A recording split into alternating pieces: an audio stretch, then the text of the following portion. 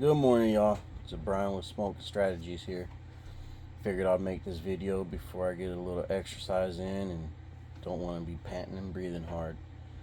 This video is going to be about giving it to God. The real, to me, my personal experience on giving it to God and letting God take control over it. I was kind of wanting to break it all down and have a list so that way I'm not just spitting and sputtering everywhere. But I'm also a big fan of believing if it's rehearsed, then it's fake. If you have, it's kind of like having, if you have to read an apology letter or wedding vows and you're having to read it off, if you're having to read it word for word, that means it's not coming from the heart. If you're having to read it to memorize it, it's not coming from the heart. If it's real, it should just come fluent, right? So I try to practice what I preach, and I kind of threw it all away. So now I'm just kind of spitballing, right? So you hear people talk about all the time, I'm giving it to God. Oh, just give it to God. But people never really say how, the steps. They never give definitions. They never give any of that. So now you're just kind of stuck being like, well, giving it to God, that's all I gotta do is just give it to God. But how do you give it to God? Why give it to God? And every situation, every experience is different. Every one of them, right? So I could only speak of how I gave it to God, the process and the steps that opened my eyes on doing it all. And without going into a whole lot of detail, because it'll be a long video, without going into a lot of detail, just going through the basics. I had a job, I was making decent money, and then my mouth kind of got a hold of me and I lost my job. I had savings, really wasn't worried about it at first. Kind of enjoyed it because the job was very stressful. But then as the money I had saved is slowly going away, you could only imagine what's going through my mind, what's happening, start stressing, start getting depressed a little bit, start getting overwhelmed. And today's day and age ain't like when I was a teenager. When I was a teenager and you had to look for jobs, you pretty much went door knocking. You went to every company, just back and forth across the street, down the street, a couple blocks. You literally just parked your car and you just went walking down the blocks.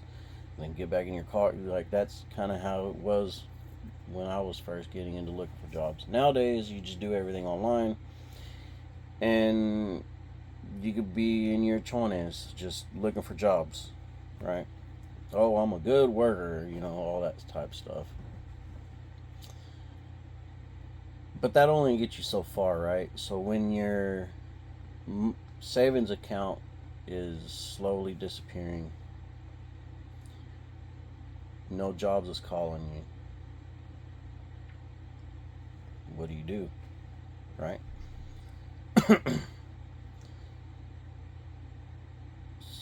So I took the time. And I've always read the Bible. I've always believed in God and everything like that. So I took the time to just be in God's presence, right? Just, you know what? If it happens, it happens. So my definition and my experience of giving it to God is giving no F's. Giving no, just stop caring, stop.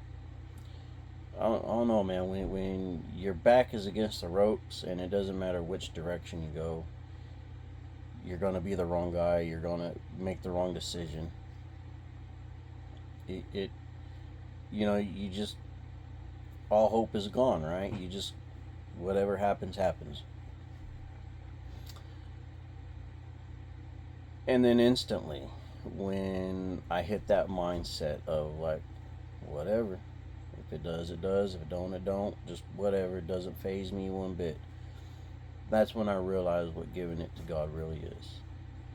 Because when we care about something, we tend to fight for it. We fight to keep it. Then fighting for it leads to stress. Stress leads to anxiety. Anxiety leads to depression, and so on and so forth, right? Well, if we care about it, that means we're trying to keep it. But if keeping it means holding on to it, how are you supposed to give it to God if you're holding on to it? So I've had to live my life from that day on is just stop caring so much. Stop caring so much. We tend to hold on to so much stuff in this world. We forget the concept of why we're here. We really do. We try to hold on to, whether if it's material things, relationships, love, it doesn't matter. We tend to hold on to all of that stuff, and we forget why we're even here. We constantly get told, oh, just pray, just give it to God, and so on and so forth. But it's a lot deeper than that. It's a whole lot deeper than that. So back to the story. I finally got a job. Things started looking good, right? So for those that don't know, I'm a gunsmith, and for years, I've done gunsmithing in a closet. About a 4x4 closet, maybe. I did that for probably 10 years. Just working out of a closet. And then I came across a verse that it's in, I don't know how to say it, Ecclesiastes, whatever it is, and I'll probably get into another video on that, on changing your mindset, because I used to think Ecclesiastes was like the depression book of the Bible. When you read this book, it's more or less talking about how life is worthless and everything you do is worthless. And when you're in a depression mindset, you see it that way. But when you're not in a depression mindset, you look at it completely different, and it's probably one of my favorite books now. James used to be my favorite books, but now it's this one, because when you look at it at a different perspective, it changes your world. So I read, invest in 7 ventures, yes, in 8. You do not know what disasters may come upon the land. If clouds are full of water, they pour rain on the earth. Whether a tree falls to the south or to the north, and the place where it falls is where it lies. Whoever watches the wind will not plant, and whoever looks at the clouds will not reap. And that kind of hit me, because I'm an overthinker. And there's good and bad on being an overthinker. The good thing about being an overthinker is you're always preparing yourself. I've always lived a life to where prepare yourself for the worst and hope for the best. And being an overthinker, you're always preparing yourself. You're always ready and equipped for the next battle. And anything. Bad thing about being an overthinker is you put your life on hold because you're worried about what could happen. I have put things on hold that I wanted, that I needed, and I put it all on hold because of things that could happen. And that's essentially what it's saying. If you're too busy worried about the things that could go wrong and you don't do nothing, it means you're going to go nowhere. If you're too busy worried about the disasters that may come, you're not going to do nothing. Part of giving it to God is doing it and let God take over. And I've had to learn that the hard way. So, for example, this building here. I did gunsmithing for 4 years in the closet. There was no way I was, at the time, there was no way I was going to be able to make these payments. Never really got a shed. Never really did, because I didn't want to accept the position that it was going to put me in. I didn't want to stress about making the payments. I didn't want to stress about having the X amount of customers to make the payments. I didn't want to stress about hoping those X amount of customers I would make enough money to make the payments, plus supplies, plus extra tools, plus parts for future customers, and having that stress on it, on top of making the payments for this shed. I didn't want to do it. But then reading that, it opened up a whole new door for me, because, again, if you continue thinking about the things that could happen, you're not going anywhere. And I've went through that part in my life way more times than I want to count or can count. Is I let some awesome opportunities slip between my fingers because I was too busy thinking about the things that could happen. So finally got the shed, and one day finances were running low, and I was just praying. And for those that know how God speaks to you, y'all probably know where I'm trying to go, what I'm trying to say when I say this. For people who've never had God speak to them, when God speaks to you, it's a mix of a lot of things. Or at least for me, it's a mix of feeling overwhelmed. It's a mix of excitement. It's a mix of calmness. It's a mix of not feeling stupid isn't the word, but the duh moment, right? And it's a mix of relaxation, all at once. Like, you put all of that together, and that's how it is when God speaks to you. And it's always made me laugh, because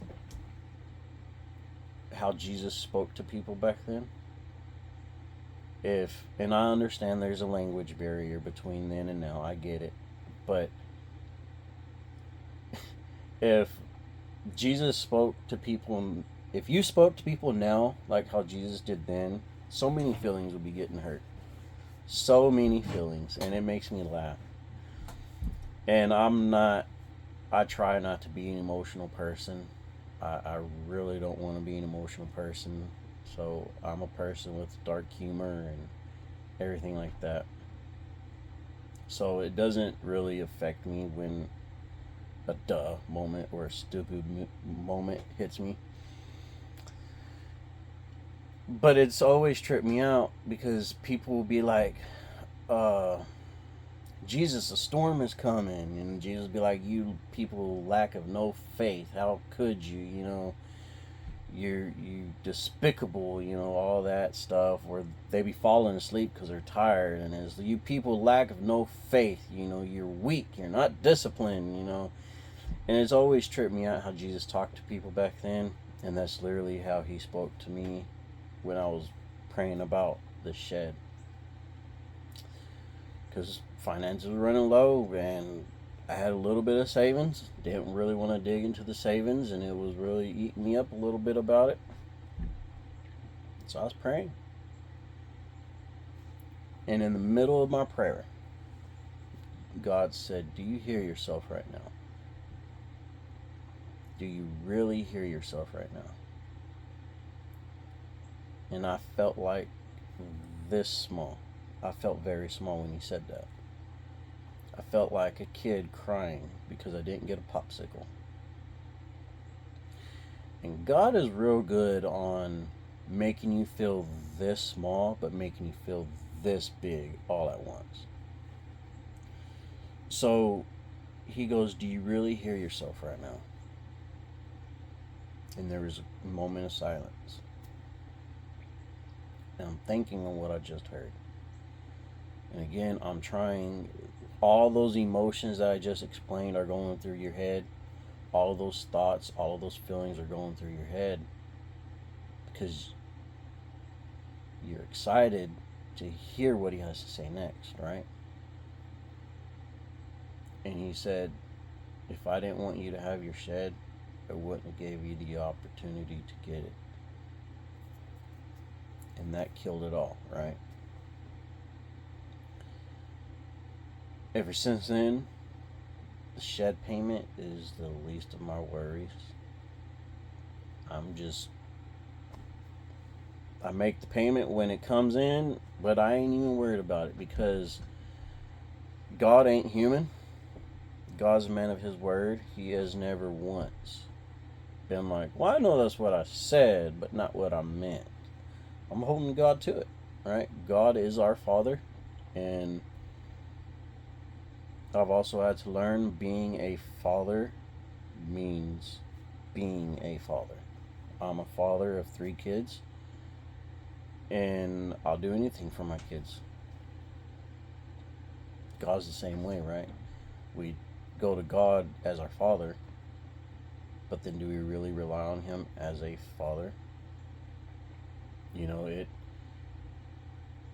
it would make me feel very good of a father to give my kids something and then take it away when that it just doesn't make you feel very good, right?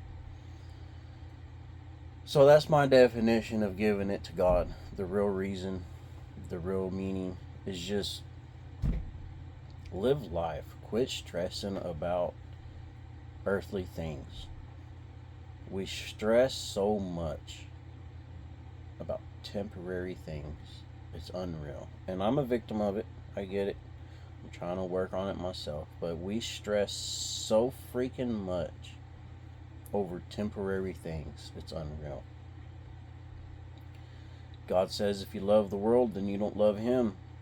And I feel like that's a little bit overused in churches because people will say that and then they go out and get new cars or buy new houses, and it's good to have stuff nice. It's good to do that. There's nothing wrong with that if you can do it. If you can do it. You know, we've always lived in a world to where we try to impress people that don't even like us. So you're putting yourself in stress and financial weaknesses to impress people that don't even like you. And all it's going to do is just make people hate you even more because now you're better than them.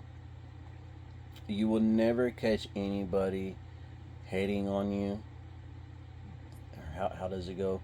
You would never catch somebody that hating on you that is better than you. Most of the people that hate on you, you're better than them, right? And just give it to God. Quit caring so much. Quit stressing over things so much. And that's helped me a lot. Just stop caring. Just give no more F's about anything anymore. You can care, you can want, you can wish, you can do all of that stuff. But again, when you care about things, it means you're fighting for it. And when I was jobless and what was stressing over it going to do? What was depression going to do? None of that was going to make my situation any better. None of it was going to make it any better. If anything, it's going to make it worse, right? But giving it to God, man, so much stuff from ever since I have viewed it that way, so much miracle stuff has happened in my life. You just, if it happens, it happens. If it don't, it don't. You can pray about it, you can want stuff, but there's just that fine line where you can pray about it, give it to God. Pray about it, but continue fighting. There's a real fine line on that. And I also understand it's different for different people. It really is. It really is different for different people, but maybe this right here will help somebody going kind of through that situation. You never know. But that's it for now. I'm going to start getting my blood pumping.